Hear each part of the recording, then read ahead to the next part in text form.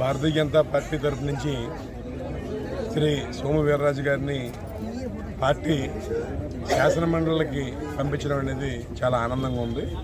ఎందుకంటే చిన్నతనం నుంచి సంఘ కార్యకర్తగా ఏబీవీపీలో పనిచేసి అలాగే భారతీయ జనతా పార్టీ జనసంఘలో పనిచేసి అంచెలంచెలుగా ఎదుగుతూ ఎంతోమంది స్ఫూర్తిదాయకంగా అంటే ఏ విధంగా అయితే కార్యకర్తలు ఉండాలి, ఏ విధంగా పార్టీని పటిష్టం చేయాలి అనే ఆలోచనలతో అంచెలంచెలుగా ఎదుగుతూ ఈవేళ కూటమి ప్రభుత్వంలో భారతీయ జనతా పార్టీ తరఫున శాసనమండలిలో కూడా ఒక వాణి వినిపించే విధంగా ఒక మంచి వ్యక్తిని సెలెక్ట్ చేసుకున్నందుకు నిజంగా కార్యకర్తలందరం కూడా చాలా గర్విస్తున్నాం.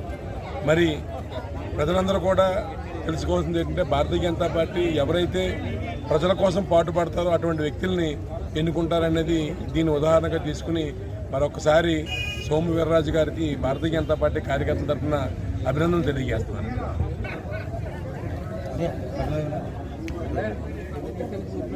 రెండోసారి శాసన మండలి సభ్యులుగా గౌరవనీయులు పెద్దలు శ్రీ సోము వీర్రాజు గారు నియామకం అవడం చాలా సంతోషం.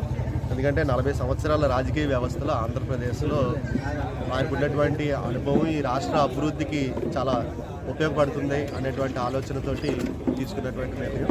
ఇది కార్యకర్తలకి ఆంధ్రప్రదేశ్లో ఉన్నటువంటి భారతీయ జనతా పార్టీ కార్యకర్తలకు అందరికీ దక్కినటువంటి గౌరవంగా భావిస్తుంది.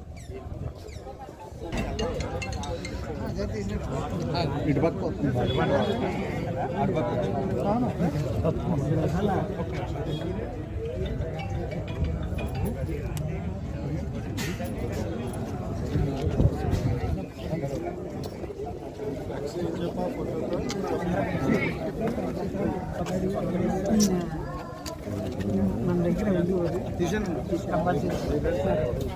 గవర్నమెంట్ ఉద్యోగం చేస్తారు.